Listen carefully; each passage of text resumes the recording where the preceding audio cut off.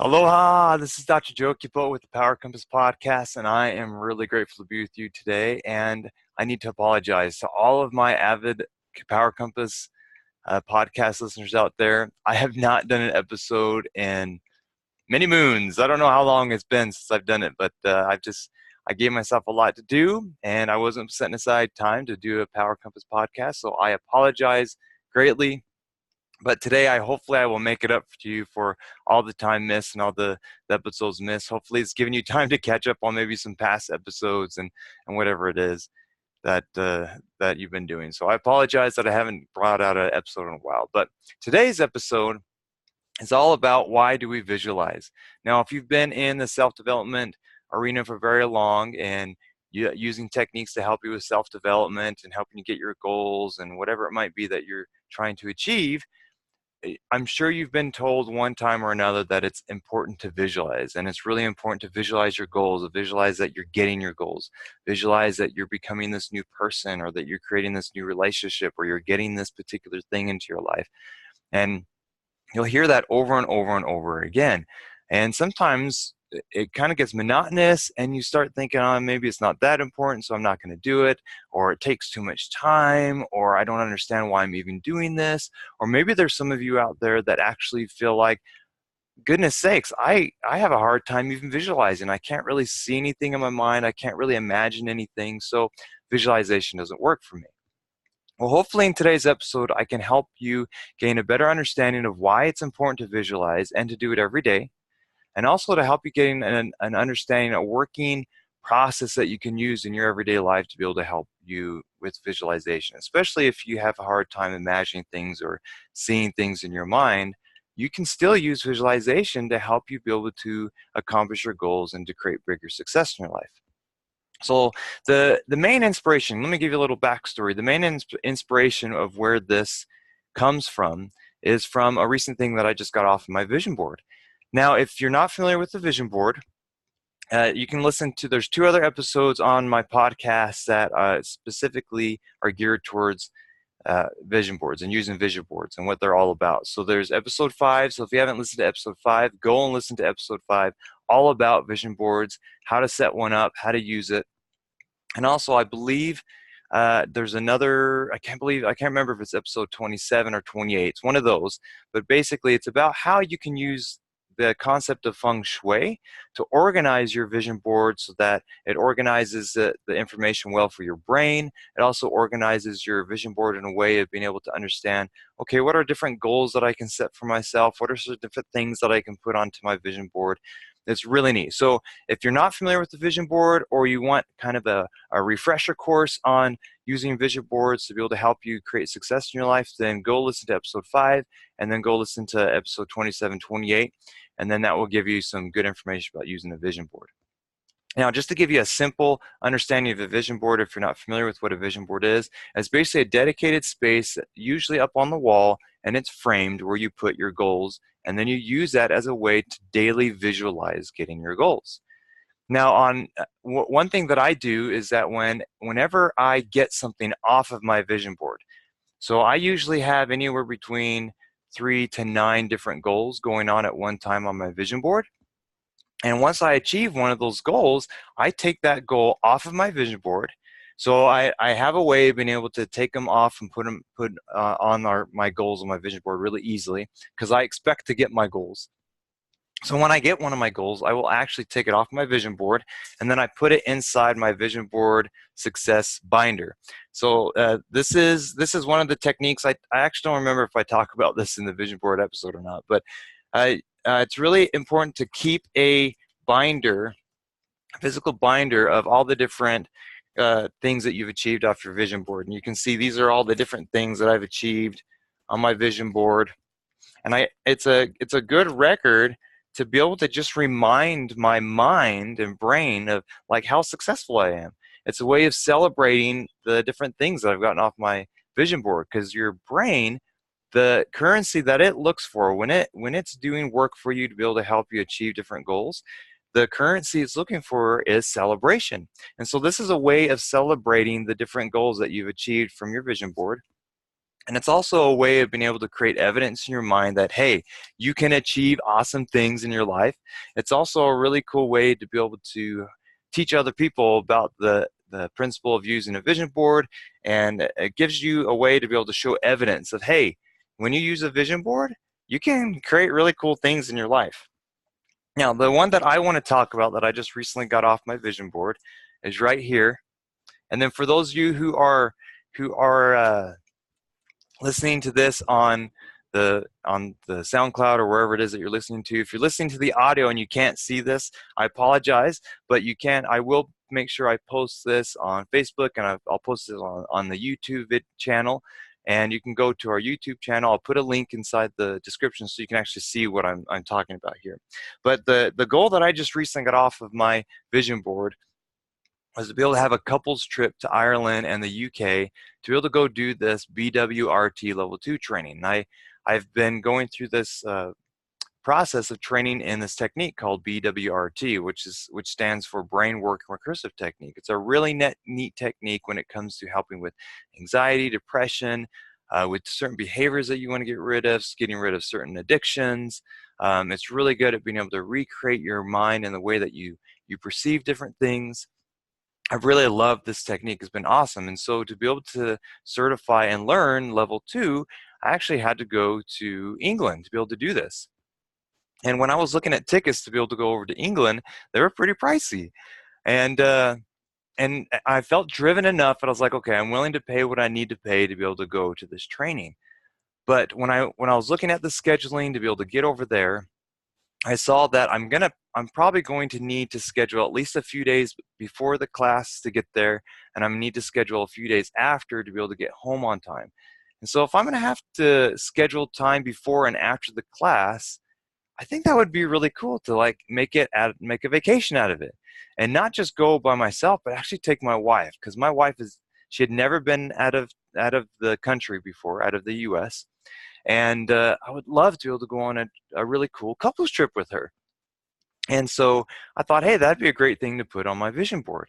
And so I did. So I put that together. I put together that I wanted to go to the training. I wanted to go to the UK and Ireland because I actually served a mission for the church that I'm in, the Church of Jesus Christ of Latter-day Saints. And I served a 2-year mission in Ireland. And so I thought it would be cool while I'm over there at London doing my training. It'd be fun to be able to revisit my mission and revisit some of the people that I got to know while I was serving that mission for 2 years. And so I not only did I want to make it a vacation to the UK, but I wanted to be able to make it over to Ireland for a few days too. So that was my goal. I set my goal, and I actually set that goal, I believe it was in December. So in December is when I set the goal, and the training wasn't until May. And so I thought, okay, that's plenty of time to get things set up, to be able to figure out all the details, to be able to get everything put together, and to be able to find good flights and so forth. And so I did it. I put my goal up on the vision board, and I was visualizing it every single day. And some of the things that as I started looking at my goal, I started realizing there were certain things about that trip that I was nervous about, like driving on the left-hand side of the road. I did it while I was serving my mission for about a year, and so I could still remember a little bit what it felt like to drive on a left-hand side of the road, but I was still nervous about that. Also, I have never really traveled out of the country by my own. When I traveled back it was about 19 years ago that I went to Ireland, and I had people who kind of set things up for me. They got my passport together. They got all the travel arrangements put together for me, and I didn't really need to worry much about how to travel and how to get over there. And so I was like, I've never really done that before. I've never done a big flight and a big travel like that before. So I was a little nervous about the details about getting things together. And so as I was looking at my goal, that gave me time to also visualize those different things coming together in a way that worked out really well for me. And so it was a really neat process to be able to visualize actually driving on the left-hand side of the road. I actually used the time to visualize getting things together. I also used that time with my goal, with my vision board, and visualizing with that goal to be able to think of, okay, what other things am I nervous about, or what other things are important to set up and what inspiration am I getting in relation to putting things together. Now, one of the things that kind of made me, I guess, not nervous, but one of the things I that was kind of a stopper for me in relation to setting up this whole trip was the cost of the plane tickets. And the cost of the plane tickets for my wife and I were going to be approximately $2,500, which, okay, it's a trip of a lifetime, and we have the money, we've saved up the money. Why not? It's going to be a great, great thing, because not only is it going to be great for our marriage, but it's going to be a lot of fun to be able to meet up with some of those people again that I made relationships about 19 years ago, and it's just going to be a great time for us to bond again and just to be able to explore. So I thought it's totally worth the money to be able to do that. But there was still that hesitation in my heart of being able to take that step and buy the tickets. So I didn't quite feel inspired or directed to buy the tickets yet. So I kept visualizing every day about going on the trip and getting things put together and being over there in Ireland, England, and doing all those fun things. And one morning, while I was doing my visualization, I had the distinct impression that it was time to buy my tickets. Now, I had been looking at tickets probably for 3 months. Let's see, I think I bought them actually. I bought the tickets in February, so it was only a couple months then. I've been looking at ticket prices almost every day, and they were about the same. They would go up and down maybe a few $100s, and I still kind of held off buying those tickets. And finally, this one morning in February, while I was doing my visualization, I think I was even just visualizing driving on the left hand side of the road, because I really wanted to get that down, that skill down. And I had that distinct impression to go buy my tickets. So I'm like, okay, it's time to buy the tickets. I'm just going to go online, go buy the tickets. So I did the same search that I did before, got online, did my search for the time period that I wanted to go and the places that I wanted to fly in and fly out of. And it just so happened to be that my tickets were only going to be $890 for the both of us. Both of us. And I at first I looked at the computer, I was like, wait a minute, I made a mistake. I did something wrong. There's no way it's that little, because I had been looking for so long, and I never saw the tickets even get down below $2,000 for both of us. So I thought I didn't made a mistake. So I put everything back in again. I pressed enter, same exact price, $890. And I still was so like mind boggled by this fact that the tickets were so low this time. I ran upstairs to my wife and I'm like, did I put everything in? Does everything look good to you in relation to where we're going to go and what time we need to go and so forth and all that? And she was like, yes, everything looks good. Is it really that much? Really that little, I should say? I was like, yeah, it really is that little. So I bought the tickets, and we got the tickets for a lower price. So it was really cool. And so that is the power of visualization. So sometimes people, when they think about visualizing, they think that they're trying to create a certain situation or maybe force a certain situation.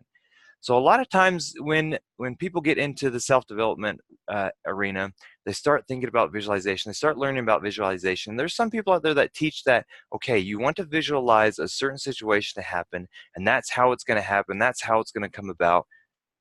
I got to tell you, I would say probably like 98% of the time when I visualize for a goal to happen, it rarely ever happens exactly the way I visualize it. So 98% of the time, it rarely happens that way. Most of the time, things come together in a completely different way from the way I'm visualizing something happening. So then what's the purpose of visualizing? If you're visualizing it happening in a certain way and it rarely ever happens that way, so why do we do it that way? Well, of course, one thing is that none of us here can actually control things exactly the way that we want them to control. Now, you've probably had experiences, maybe if you've done visualization, where things that have happened exactly the way that you visualize. That is so awesome when that happens, because I've had that. I've had that when I visualize a certain thing and it happened that way. That was so cool. But that's rare to have that happen. So then why do we visualize for certain things to happen? Why do we visualize a scenario? Why do we visualize a thing actually coming to fruition the way that we want it to? Well, the main reason is to create creativity. One reason why we visualize is to create creative juices within your mind, because when you create those creative processes in your mind, it actually allows you to create road tracks or nerve tracks inside your brain that then actually help increase your ability to actually take action. So, for example, when I was visualizing going to Ireland and going to England, uh, I I was just visualizing different things about the trip that I would love to have happen. Now, if I go back and look at the visualization that I did and what actually happened on the trip, well, there were a few things that actually happened the way that I wanted to, like driving on the left-hand side of the road. Boy, when I got into that car, when I got to England and I started to drive on the left-hand side of the road, I felt absolutely comfortable. And that's because I had been visualizing for about 5 months driving on the left-hand side of the road. Now, what did happen though while I was over there, I did not visualize doing roundabouts. I did not visualize doing certain turns and certain stoplights and things like that. So when I got to those scenarios in real life, I was a little nervous because I was like, oh my gosh, I don't have the muscle memory or the nerve tracks in my brain to actually accomplish this physical process. And so when I got to those situations, I made a few mistakes, got a few honks at me because I wasn't where I was supposed to be. But soon enough, I was able to get those skills down pretty quick within a couple days, and everything went great for the rest of the trip.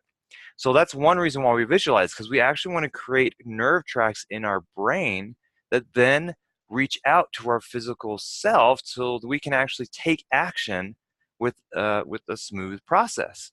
Just like with me being able to drive on the left-hand side of the road, even though I actually didn't physically accomplish it or physically practice that skill, I did it in my mind, which allowed me to create the nerve tracks, which allowed me to create the muscle memory to drive on the left-hand side of the road. So that's one reason why we visualize, so we can create a new physical process in our body.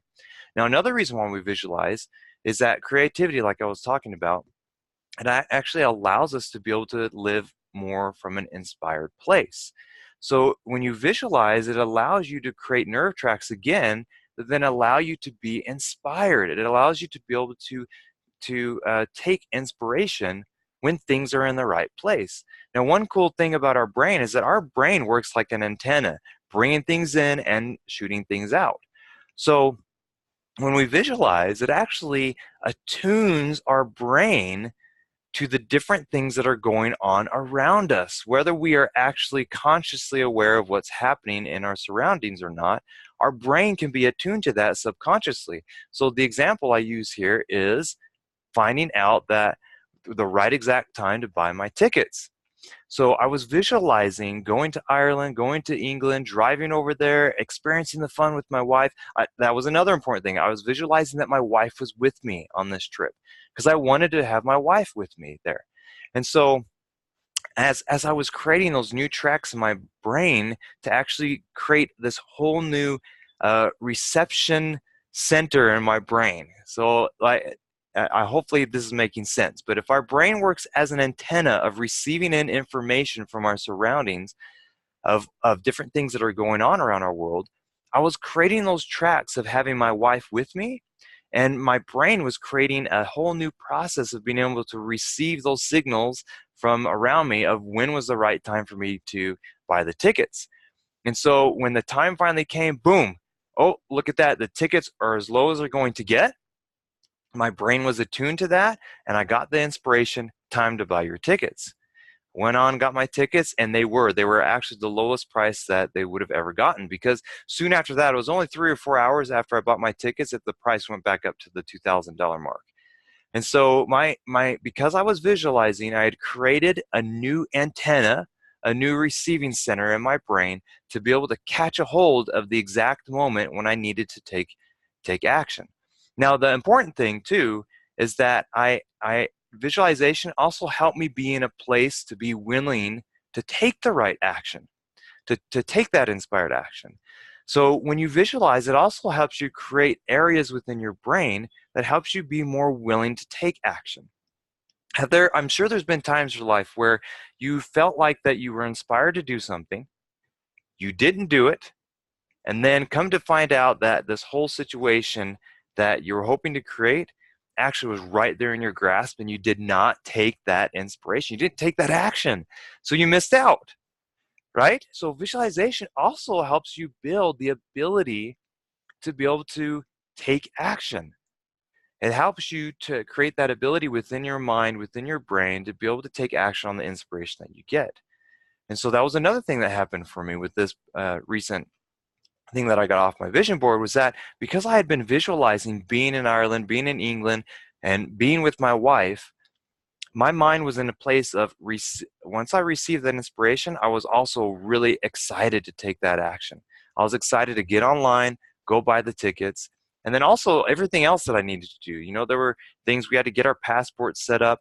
We had to make sure that we got our car hire put together properly. We also had to make sure that we had our hotels put in place and in the right order. We also had to make sure we were contacting the right people that we needed to. So there was a lot to organize, but the visualization gave me the power. It gave me the tracks in my brain to be able to do that organization in a pretty easy way. Now, that didn't mean that the trip was completely stress-free. There were certain times where I was a little stressed, and uh, I don't think my wife was really stressed. She enjoyed the trip the whole time, but there were times where I was a little stressed because I didn't anticipate this thing, or this thing didn't come together like I wanted it to, or whatever it is. And so it just seemed like there were still some little hangups and little struggles, which I think it's important. I think it's important that we have those things so that we can be in a place where we can work ourselves. We can identify the different weaknesses that we still have in our life. And there were definitely weaknesses that were pointed out to me on that trip. And now I have a cool opportunity to be able to work on those weaknesses and to build my brain in a whole new way, to build myself even more than I feel like I am right now. So just a recap of why do we visualize? So why do we visualize? Well, the number one reason why we visualize is because we want to create a whole new nerve tracks and nerve centers within our brain to be able to, one, be creative, and so that we can be ready to take action on the inspiration that we get. And also, we want to be able to create a whole new receiving center to be able to get information in and inspiration in of when the right time is to take action on those things that are going to help us get to our goal in an easier way, or in a fun way that we want to do. Also, visualization helps us build physical tracks within our body so that we're ready to take physical action when it's time to take physical action for certain things in our life.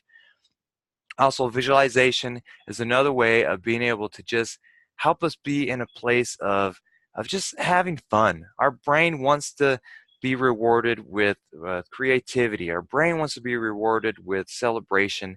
And when we visualize, it allows us to be able to do that with our brain. So hopefully this has brought some really cool ideas for you to be able to go out and take action on visualizing. Also, hopefully I've been able to encourage you to go create a vision board. Create a vision board so that you are in that place, so that you can have a specific place to be able to visualize your goals and to be able to have fun with achieving those goals. And so you can create your vision board book, your vision board binder. That's going to allow you to be able to create evidence that you're a great creator, that you're successful, and also create evidence for other people when they start seeing that, hey, look at so and so, they're super successful. Why are they so successful? Why do they accomplish things so easily? And then when they come and talk to you, you have a way of being able to teach them, to improve their lives and help lift them up. So again, this is Dr. Joe Kipo with the Power Compass podcast, and hopefully we'll see you on the next episode.